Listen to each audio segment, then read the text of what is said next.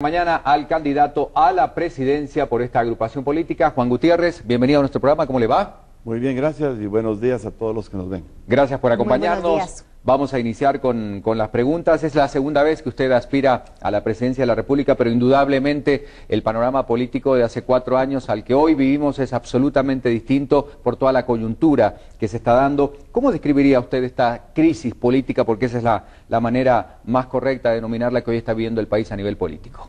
Bueno, obviamente la corrupción es el problema más de fondo. No es nuevo, ya teníamos corrupción hace 4 años. Yo cuando entré en el partido hace 6 años entré con el objetivo de combatir la corrupción y lanzamos una propuesta que se llamaba Cero Corrupción.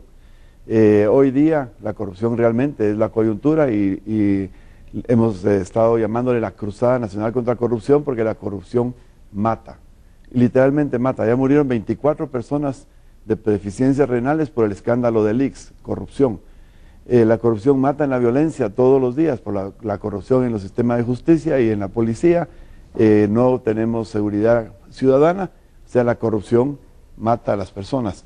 También de hambre, porque no tenemos desarrollo económico, no tenemos programas sociales que realmente ayuden a las personas, ni generación de empleos que vaya al ritmo de que crece la población, y por tanto hay pobreza, la mitad de nuestros niños con hambre, con desnutrición. O sea, la corrupción mata y esa es la razón principal de mi lucha en esta campaña electoral.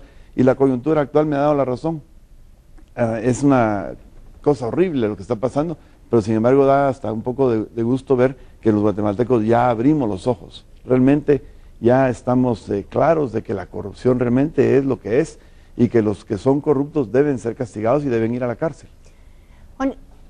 Dentro del perfil que vemos que usted, bueno, empresario de hace años, ¿se considera más empresario que político? ¿Tendrá más experiencia, digamos, en lo empresarial que en lo político? ¿Y cómo influye eso? ¿Cómo podría influir eso en el plan de gobierno que va a presentar? Claro, mire, el mundo empresarial es muy político, de todas maneras, porque dentro de las empresas hay política, entre las familias hay política. La política es lo que nos hace interactuar. Y un empresario está involucrado en política, aunque sea desde afuera, o sea, no participando activamente, no influyendo necesariamente, pero la política le afecta a uno. Entonces uno como empresario está siempre muy activo en enterarse de lo que está pasando, y por eso es que hay tantos foros de interés para los empresarios, a ir a escuchar a los políticos, a ir a escuchar a los analistas, está uno atento a las noticias. ¿Por qué? Porque uno tiene que saber lo que está pasando para poder uno planear adecuadamente para el futuro de su empresa. Bueno, hablando de la lucha contra la corrupción, en el caso que usted llegara a ser presidente de la República, ¿cómo va a realizar el nombramiento de su equipo de trabajo, el gabinete que lo va a acompañar durante su gestión, tomando en cuenta, por supuesto, la capacidad para estar en ese puesto, pero también su honorabilidad, su pasado político, su pasado como ciudadano, evitar pagar favores políticos a la hora de nombrar justamente a la gente que lo va a acompañar? ¿Cómo planea usted formar su gabinete? Mire, obviamente cuando uno se va a rodear de gente, se tiene que rodear de gente que es compatible con uno, compatible en la forma de pensar, compatible en los objetivos y sobre todo compatible también en su comportamiento. Es necesario verificar la honestidad y la trayectoria de las personas. En algunos casos es conocida, en otros casos hay que investigarlo, pero hay muchas formas de investigarlo. Hay a través de las entrevistas, a través de investigaciones que se pueden hacer y se deben hacer, a través de consultar incluso organismos como la misma CICIG. Yo considero solicitar a la CICIG no que la apruebe, porque no es la labor de la CICIG, pero sí consultar con ellos sobre la trayectoria de cualquier persona que pudiese haber alguna duda de ellos antes de ofrecerles un cargo. Y Juan, ya dentro de estos cargos hemos visto en recientes semanas todos estos casos de corrupción que se han destapado, que colaboradores muy cercanos a la ex vicepresidenta Roxana Valdetti, primero que nada, después ahora muy cercanos también al presidente Otto Pérez Molina, incluyendo su exsecretario privado.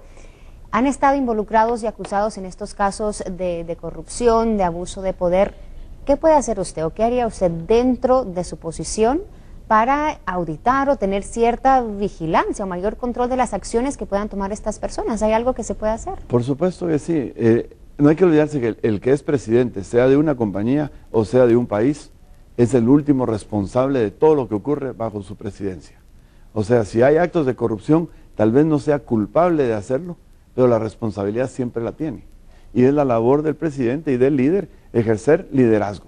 Y el liderazgo quiere decir estar enterado de lo que hacen sus seguidores, lo que hacen sus colaboradores, estar bien enterado de la trayectoria de cada uno, escogerlos adecuadamente y sobre todo estar en continua vigilancia. Y si alguien se sale de las normas, aplicar la ley como debe ser. Bueno, sí. Perdón, en un caso de un partido político, por ejemplo, existe el Tribunal de Disciplina o Tribunal de Honor, según como le llame el partido, que está precisamente diseñado para este tipo de cosas. O sea, personas como esos diputados y incluso el señor candidato a vicepresidente del líder, que han sido señalados, ya están en solicitudes de antejuicio y demás. Estos no son rumores que corren en un peladero, que corren entre los rumores de la gente, sino esta es información fidedigna porque ya hay juicios iniciados. En estos casos, lo que corresponde es que el líder del partido lleve a estas personas ante el Tribunal de Disciplina y se les haga un juicio dentro del partido para tomar una decisión de qué hacer con ellos o no.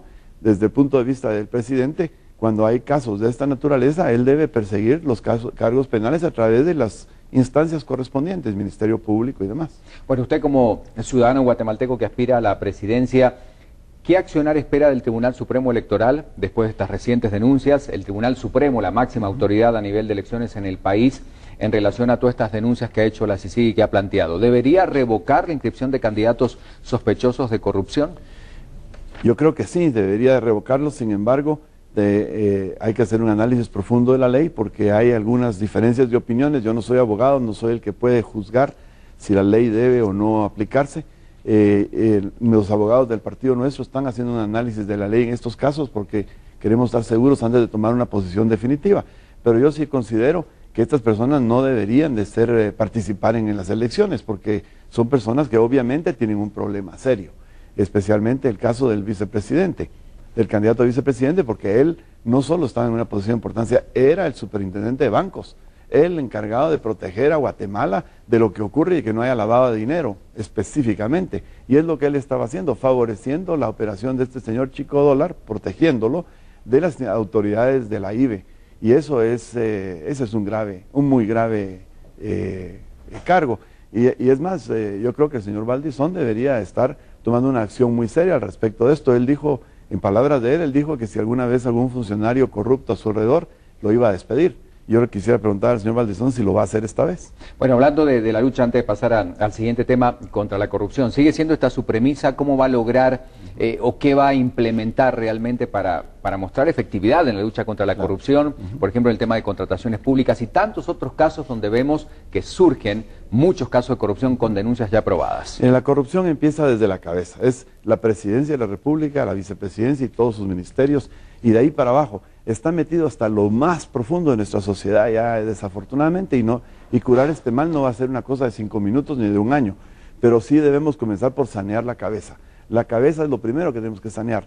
Tenemos una propuesta muy concreta y comenzamos primero en la Cruzada contra la Corrupción, que la pueden ver en la página web del PAN, pan.gt, ahí pueden ver toda la cruzada. Comenzamos adquiriendo un compromiso formal de 10 mandamientos que vamos a cumplir en cuanto a la lucha a la corrupción. Mandamientos como por ejemplo honestidad a carta cabal, cumplir siempre nuestra palabra, respetar a nuestra familia y defender los derechos de las familias, pero también no aceptar sobornos, no permitir que se acepten, o sea, compromisos formales que hemos firmado todos los miembros de nuestra directiva del partido y nuestros candidatos. En cada actividad que hacemos sobre el tema de corrupción invitamos al público en general a firmar con nosotros y lo han hecho ya miles de personas en las reuniones que tenemos, lo cual nos indica que Guatemala está hambrienta de que no haya corrupción. Ahora, ¿cómo combatir la corrupción? Comienza con la selección de los ministros, lo que ustedes preguntaban de primero, pero luego hay acciones muy puntuales. Vamos a prohibir todas las compras por excepción. Los gobiernos de Guatemala, los últimos gobiernos de Guatemala han comprado la mayor parte, este gobierno más del 90% de las compras del Estado o contrataciones del Estado por excepción, por urgencia nacional. No hay tal urgencia, hay que planificar y seguir los procesos de transparencia. Vamos a reforzar para ello también el sistema de Guatecompras, que necesita mejoras, que necesita más transparencia, que puede ser más ágil, por supuesto, pero el hecho de que tenga algunas deficiencias no quiere decir que lo evitemos. Tenemos que aplicarlo y mejorarlo, lo mismo que la ley de contrataciones del Estado. Pero hay otras cosas, prohibir total y terminantemente que el uso de la estructura legal de las ONGs y de los fideicomisos para los negocios del Estado. ONG quiere decir organización no gubernamental, no quiere decir organización de negocios de gobierno. Y entonces eso es prohibir eso. Y perdón, dos cosas muy importantes más y ya termino con ese tema. La siguiente es la discrecionalidad de funcionarios. Los ministros y todos los funcionarios de Estado tienen demasiada discrecionalidad y tienen demasiado espacio para negociar arreglos con la gente, y de ahí vienen las mordidas, de ahí viene todo ese tipo de cosas, de ahí vienen cosas que hemos estado viendo en las escuchas telefónicas. Y finalmente vamos a hacer una auditoría profunda de todos los contratos vigentes del Estado, sean los que sean, de manera de que todos aquellos que sean lesivos o que tengan actos de corrupción adentro sean cancelados, y los que sean necesarios renegociar sean renegociados. Es parte de lo que se discute en las reformas a la ley electoral y de partidos políticos. ¿Está usted de acuerdo que se pase ya esta reforma? Mire, yo estoy de acuerdo en que se pase la reforma, no necesariamente estoy de acuerdo con todos los puntos en la reforma propuesta. Lo que no estoy de acuerdo es que se pase por urgencia nacional. Ahí caemos una vez más en los problemas que nos han estado causando, todos los problemas que tenemos hoy día. Esa prisa de hacerlo. Primero tenemos el Congreso más corrupto. ¿No cree que hay prisa para pasar esta ley con todo lo que estamos viviendo? No hay prisa, y le voy a decir por qué. Porque aunque pase mañana esa ley, aunque la hubieran pasado ayer, no entra en vigor hasta después de las elecciones. Entonces, ¿cuál es la prisa? Ese es otro tema, si debería de entrar en vigor antes de... No puede, porque la ley no es retroactiva y el proceso electoral ya empezó. Entonces aquí entramos en otro problema. Hay mucha gente que está hablando de posponer las elecciones. Eso es técnicamente un golpe de Estado, porque incumple la Constitución que manda el cambio de gobierno a las 14, que es lo que dice la ley. El querer hacer este cambio, lo que hace realmente es perpetuar en el poder, darle un año más o lo que sea, el periodo que se dé al actual gobierno, que creo que es algo que ningún guatemalteco tiene. Hay 30,000 personas en promedio cada sábado manifestando para que renuncie el presidente, y a la misma vez algunas personas quieren que se quede más tiempo. Entonces nos tenemos que poner de acuerdo. Yo creo que la ley se debe cumplir, las elecciones se deben de llevar a cabo, se debe castigar a los corruptos, y la ley electoral debe ser el primer tema de agenda del próximo Congreso, y esperemos que sea un Congreso con gente limpia, no como el actual. Bueno, vamos a ir al tema de seguridad. Tomando la coyuntura, como siempre decimos, no tenemos que hacer un diagnóstico de todo lo ocurrido en los últimos 4 años, pero sigue siendo una de las principales preocupaciones de los guatemaltecos. Veamos lo que hoy, por ejemplo, saca Prensa Libre en relación a este tema. Repunte de crímenes en año de no violencia, el presidente ve descenso, pero hay datos y estadísticas que señalan alza. Expertos indican que el mandatario especula en relación con los homicidios. Esto es lo que nos trae la información esta mañana. ¿Qué prioridades va a poner usted sobre su plan de gobierno, o ya están en su plan de gobierno, para terminar con la inseguridad en el país? Mire, la inseguridad en el país se da por varias causas y hay que atacar todas. La principal es el tema general de corrupción. Mientras no ataquemos el tema general de corrupción, no podemos resolver los demás problemas. La corrupción nos está costando 1.500 quetzales por segundo. Solamente con combatir la corrupción vamos a tener los recursos necesarios para ir reparando todos los daños que estamos sufriendo. Ahora, en cuanto a la seguridad, tenemos propuestas muy concretas en nuestro plan de gobierno que pueden ver en www.pan.gt. Y proponemos una reforma profunda, proponemos crear una nueva academia de oficiales de policía, porque la que actualmente no está funcionando bien, crear una nueva de cero, digamos, con reglas mejores, de manera que la policía se vuelva una profesión y no un simple oficio, como es hoy en día. Iniciar por una capacitación real de las nuevas policías. Proponemos la creación de las policías departamentales. Yo soy ponente de la descentralización porque reduce el control de un ministro, que es donde se concentra todo el tema de la corrupción. Y creando policías departamentales que se encarguen de la seguridad diaria, los robos de celulares, los asaltos en la calle, y que tengan también misiones de prevención de crimen.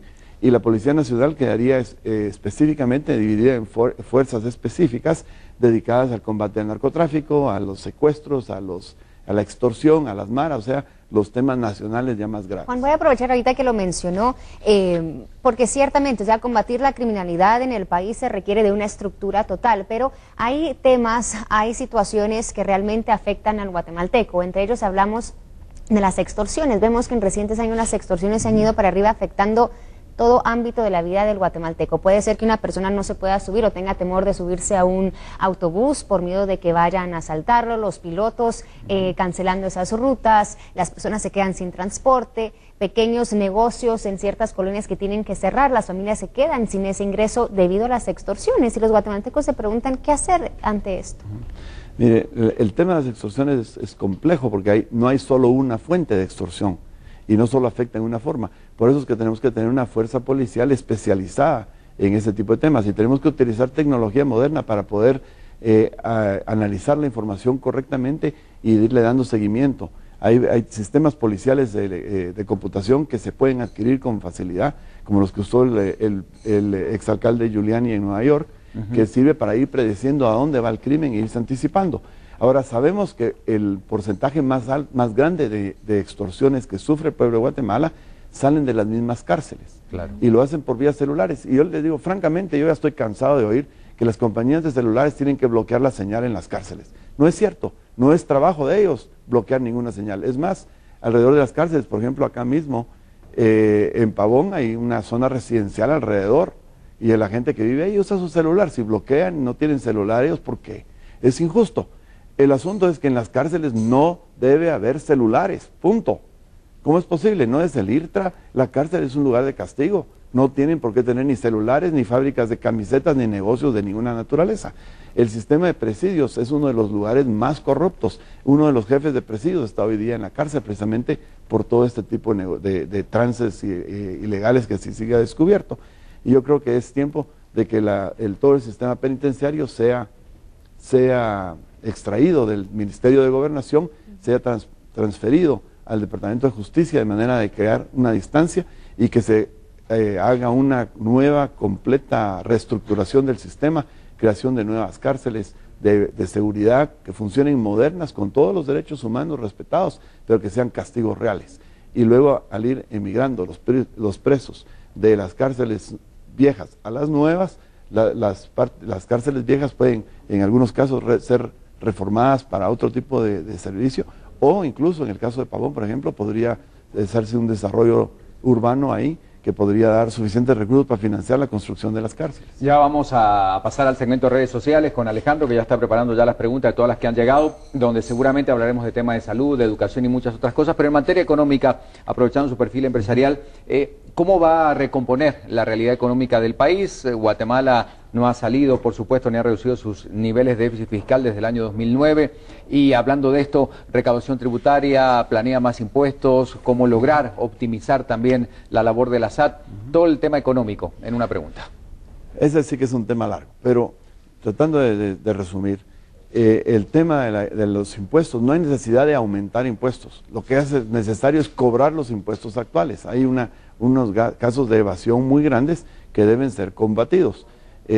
Ya solo eso nos va a reducir considerablemente el tema del déficit. El otro es la reducción de la corrupción. El gobierno está gastando, por ejemplo, en medicinas, más de 10 veces lo que valen a nivel internacional las medicinas. Solo para poner un ejemplo, todos estos negocios corruptos que la CICIG ha estado empezando, porque solo han empezado a salir, son suficientes para no tener necesidad de contratar más deuda ni nada. El crecimiento del presupuesto nacional ha sido más lento que el crecimiento de la corrupción dentro del mismo. Entonces, podemos resolver muchos problemas solo con eliminar la corrupción y sacar todas estas tranzas, todas estas plazas fantasmas en el Congreso, por ejemplo. Es un ejemplo fácil que está ahí en el público. O sea, no necesitamos más impuestos, necesitamos cobrar los actuales y necesitamos eliminar la corrupción. Ahora, para el desarrollo económico necesitamos crear más empleos que el número de nuevas personas que entran al tema laboral. O sea, los jóvenes entran a edad laboral más rápido y en mayores cantidades que lo que Guatemala genera empleos. Y para eso se necesitan dos funciones. Una, el apoyo a la micro y mediana empresa. Tenemos que crear una infraestructura que tenga acceso a microcréditos, acceso a asistencia técnica, acceso a mercados, tenemos que facilitar el desarrollo de la pequeña y mediana empresa, porque eso es lo que realmente hace florecer los países en todas las comunidades, no solo en la capital. Y por el otro lado necesitamos fomentar la inversión grande, la inversión de valor agregado, la inversión industrial. Y para poder hacer eso necesitamos tres elementos fundamentales.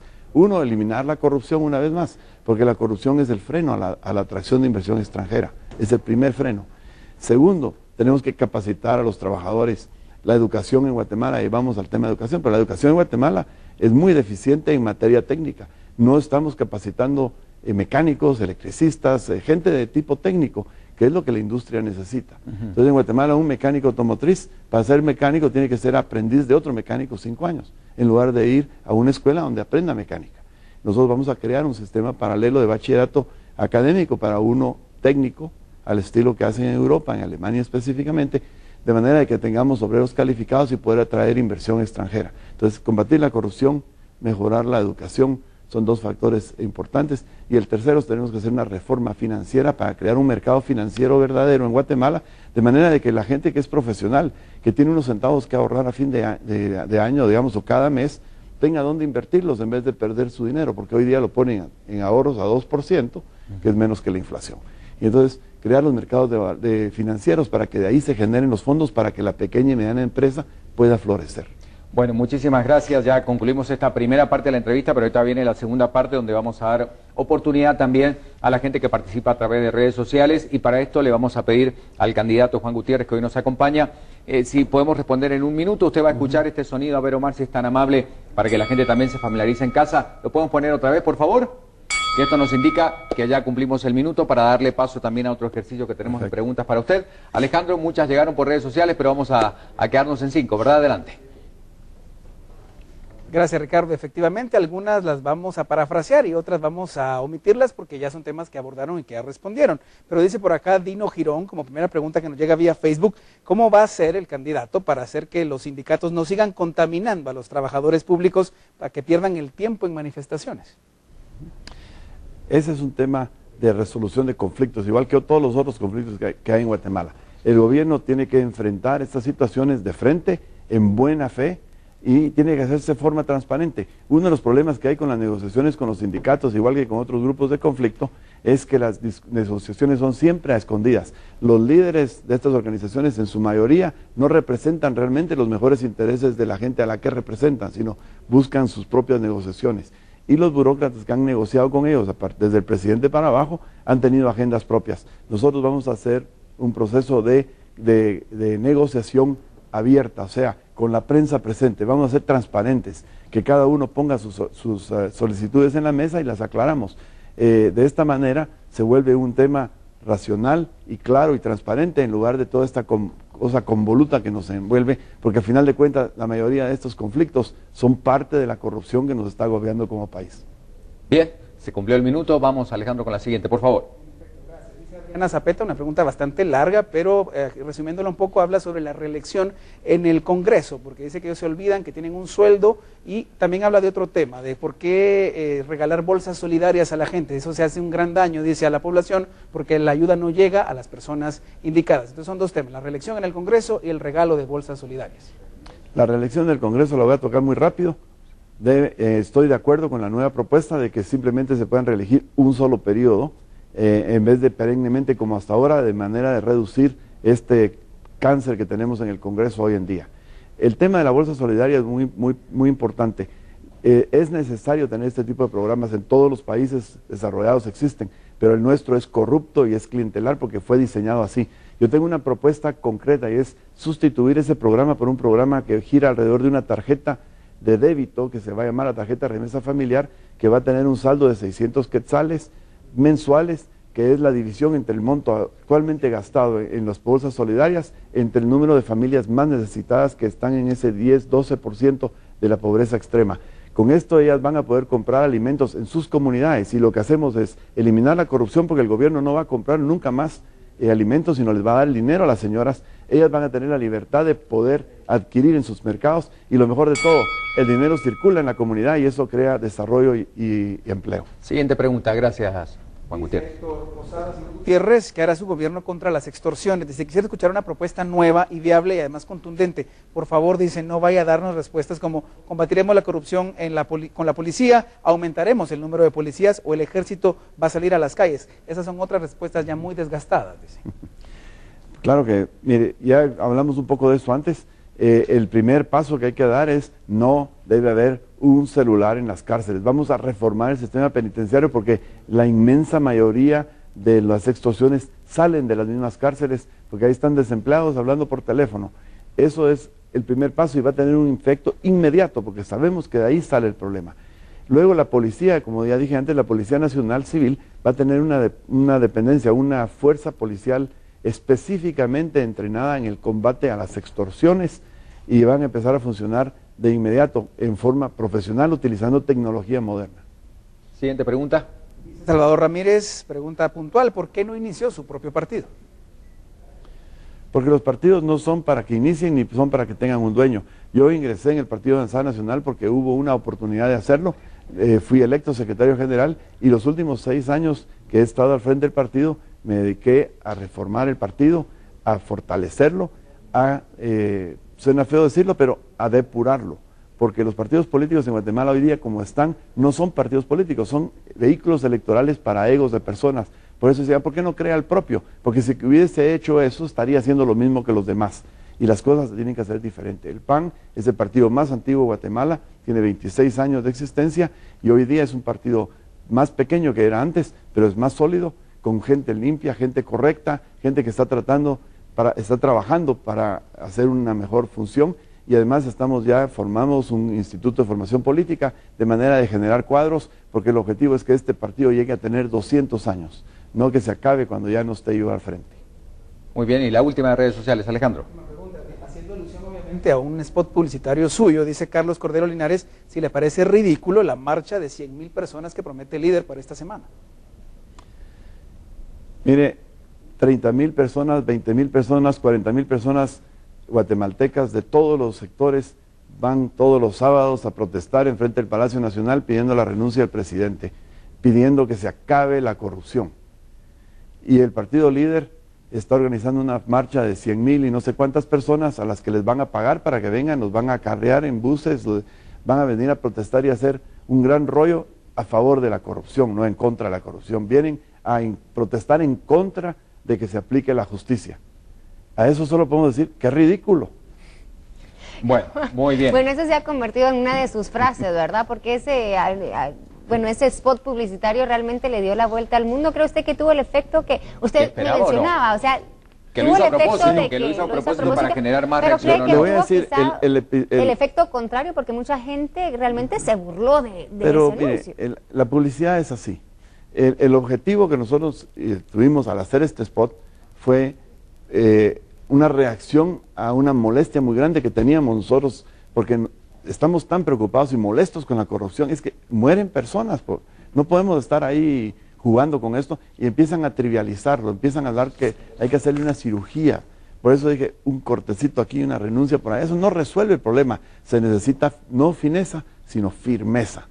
Y qué mejor forma de comparar la fineza y la firmeza en un caso como este que un cuchillito tan fino contra un hacha de carnicero.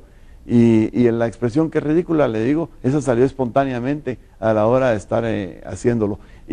Francamente me alegra que la gente lo entienda, porque realmente si vemos lo que está pasando en Guatemala, es ridículo. Vamos a ir ahora con preguntas de la calle. Tenemos 3 preguntas de la calle para darle los 40 minutos justamente, así que vamos a ver qué le pregunta la gente al candidato. Sí, vamos a ver entonces qué dicen las personas en las calles de Guatemala. ¿Qué va a hacer con el pueblo? Tanta corrupción, que no hubiera otra vez corrupción como está haciendo ahorita, como estamos pasando esto, ¿verdad usted? Ajá. Y que hubiera empleo para tanta gente que anda sin trabajo, ¿va? Bueno, de corrupción ya habló, tema de empleo, generación de empleo que tiene relación directa con temas económicos, seguridad y todo lo demás, ¿no? Para poder generar empleo en cantidades grandes en Guatemala tenemos que cambiar la mentalidad que hemos tenido hasta ahora. Primero, tenemos un sistema bancario que es un sistema bancario que sirve para financiar a quienes realmente no necesitan el financiamiento o a quienes tienen ciertas influencias de tamaño económico. Nosotros necesitamos un sistema financiero que realmente le dé apoyo financiero a la pequeña y a la mediana empresa, porque no hay un país en el mundo que la pequeña y mediana empresa no sea el verdadero motor de la economía. En Guatemala así es. En Guatemala es un país de empresarios, porque todos aquellos que están sin empleo sobreviven haciendo algo, y ese algo es algo empresarial, o sea, son emprendedores, y nosotros vamos a fomentar eso, vamos a poner todo el esfuerzo del gobierno en ayudar a la formalización de la pequeña y mediana empresa, de darles acceso a microcréditos. Por ejemplo, en el área rural vamos a construir centros de acopio, no como hacía el INDECA en los tiempos del pasado, que interfería en los precios y en el manejo de los granos y ese tipo de cosas. Lo que nosotros proponemos es crear la infraestructura para que los pequeños campesinos tengan un lugar a donde llevar sus productos, consolidar sus embarques, empacar sus productos de una forma adecuada para llevarlo a mercados donde puedan tener un valor agregado. O sea, esa es la forma de hacerlo. Perfecto. Bueno, vamos a ver si otra pregunta de alguien que, bueno, dice esto respecto a lo que está ocurriendo en nuestro país. ¿Qué es lo que él propone como solución a la problemática que tiene la población actualmente? Una de ellas es principalmente la inseguridad. Todos los días nosotros como guatemaltecos trabajadores andamos pues, abordando esos buses y vemos que hace 40 años el sistema continúa igual y nadie quiere hacer algo por nosotros, la población trabajadora. Bueno, como que es todo parte del todo, ¿no? Claro, el tema de los buses y el transporte. Todo se desemboca a la corrupción al final de cuentas, porque la policía no funciona mejor por culpa de la corrupción. ¿Cómo es posible que no van a atender un crimen, a la escena de un crimen por falta de combustible? ¿Cómo es posible que no tengamos suficientes policías para vigilar y proteger los autobuses urbanos? ¿Cómo es posible que sigamos permitiendo que los presos estén extorsionando desde las cárceles? ¿Cómo es posible que permitamos que estas maras que asesinan a pilotos de autobús anden impunemente en la calle? Todo esto lo debemos de combatir a través de una reforma profunda de nuestro sistema de justicia y de policía, como ya decía antes, crear policías departamentales, porque entonces estos son encargados de esos crímenes específicamente y de prevenirlos. Necesitamos crear programas de prevención. Necesitamos que la policía esté en la calle y que esté equipada. Necesitamos tener tecnología. Para esto los buses, por ejemplo, el sistema que utilizó Giuliani en Nueva York sería extremadamente útil y lo vamos a conseguir de inmediato. Y es a través de GPS y de celulares, la policía puede llevar un récord de a dónde van los criminales e irse anticipando a ellos. Esa es la forma de hacerlo. Hay que ser más listos que ellos, no solo reaccionar después de que ya pasó algo. Vamos a escuchar una más entonces. La última, vamos. Oportunidades traería, porque la verdad lo que necesitamos aquí es generar muchos empleos más. Bueno, todos que buscan ya lo también mismo, lo ¿verdad? abordamos, sí. Todos los guatemaltecos están en búsqueda de seguridad y empleo. Y por eso decía, el apoyo a las MIPYMES es el motor de la economía. La propuesta que yo tengo de reformar los programas sociales, utilizando tarjetas de débito y sacando al gobierno el negocio de la corrupción en la compra de productos, lo que hace es empoderar al consumidor, dándole un recurso que hoy no tiene, para que lo pueda utilizar para adquirir alimentos. ¿Dónde los va a adquirir? En Cunén, si es de Cunén. No los va a venir a comprar a País Vista Hermosa. Entonces, cuando consumen allá, ¿qué hacen? Inyectan dinero a la economía. 100 familias en una comunidad pequeña son 60,000 quetzales mensuales circundando en la economía de la comunidad que hoy no existe. Y eso es un arrancador de la economía. Pero además de eso tenemos que atraer inversión extranjera y para ello tenemos que acabar la corrupción, crear certeza jurídica y además de eso tenemos que capacitar a los trabajadores guatemaltecos para que puedan trabajar en industrias serias, en las industrias modernas, de manera que ganen mejores sueldos y que hagamos producir valor agregado que nos haga más ricos como país. Bueno, vamos a ver algunas imágenes que van a aparecer en pantalla, pero antes, ¿por qué eligió este compañero de fórmula, a Manuel Marroquín Pineda, y cuál es la relación que tiene con él usted? Yo conozco a Manuel Alfredo Marroquín Pineda, lo conozco, es un abogado, lo conozco hace unos 15 años, es un abogado muy serio, con una trayectoria excelente, fue recientemente presidente del Tribunal de Honor del Colegio de Abogados, y yo lo conozco como un hombre muy serio, muy profesional, que viene de abajo, se hizo él mismo, estudió con becas, o sea, es un hombre íntegro y entero, pero sobre todo es un hombre muy serio y que tiene mano muy firme. Es un hombre fuerte de carácter que va a ser el paladín para combatir la corrupción y para apoyarme en esa materia. Además, yo no soy abogado y él sí, y de esta manera nos complementamos perfectamente bien, porque él va a ser el garantor de que todos los temas legales sean cubiertos como deben de ser dentro del gobierno, mientras que yo me encargaré de los temas económicos, de los temas operativos, si se les quiere llamar así. Perfecto. Bueno, vamos ahora con unas imágenes que vamos a pedirle al candidato que nos acompaña que vea y usted nos dice rápidamente qué es lo primero que piensa al respecto, lo ¿verdad? primero que se le viene a la mente respecto a estas imágenes que vamos a empezar a colocar en pantalla. Vamos entonces con la primera. La primera de ellas. El Congreso. Congreso de la República. La casa del pueblo que está llena de ratas de corrupción. Perfecto, Bien, vamos a la vamos con la siguiente, por favor. Roxana La Valdés. ex vicepresidenta. Un caso muy triste de una persona que se dejó destruir por la corrupción. La siguiente imagen, por favor. Adelante con la siguiente imagen. Los sindicalistas. una función importante en toda sociedad, pero que desafortunadamente se ha salido de lo que es su objetivo para volverse politizado. La siguiente imagen, la CICIG. Una vergüenza para Guatemala que tengan que estar acá, y como guatemaltecos muy agradecidos a CICIG y sobre todo al actual comisionado, porque están haciendo lo que nosotros deberíamos estar haciendo. ¿De ser presidente apoyaría la continuidad de la CICIG en el país? Desafortunadamente la necesitamos. La CICIG se queda hasta que termine su trabajo. La última imagen, María René. Bueno, ahí tenemos a las manifestaciones contra la corrupción, los más de 10.000 guatemaltecos que se han citado en la Plaza de la Constitución sábado tras sábado. Realmente de admirar a los que lo han hecho. Yo los felicito de corazón porque han hecho protestas cívicas en paz, no han dañado propiedad privada ni pública y no le han faltado respeto a nadie, pero han mantenido su postura firme de solicitar la renuncia del presidente, que es algo que yo acuerpo y ya se lo he incluso pedido al presidente por varias ocasiones. Bueno, quedan otras imágenes antes de pasar al último ejercicio que vamos a hacer con el candidato que hoy nos acompaña. ¿La SAT? La SAT. La SAT es la entidad que cobra los impuestos, por tanto una entidad que nadie quiere, pero que es absolutamente necesaria y que está totalmente sin capacidad de hacer su función. Está llena de corrupción, como lo vimos con el caso de la línea, y es una de las entidades del Estado que requiere una reforma profunda. Muy bien. ¿Y la última? El presidente de la República. Creo que la decepción más grande para muchos, algunos que nos opusimos a él en la elección anterior, no nos ha sorprendido en nada porque ha ocurrido lo que habíamos pronosticado, tal vez peor aún. Yo creo que el presidente es la persona responsable de todo lo que ocurra, aunque no sea el culpable de cada acto, pero es el responsable. En este momento creo que el presidente Otto Pérez debiera ya de renunciar para permitir que haya cierta estabilidad en el país de aquí al proceso electoral, que se lleven a cabo las elecciones, que se aplique la ley en contra de todos los que estén corruptos y que los guatemaltecos elijan el 6 de septiembre su próximo gobierno.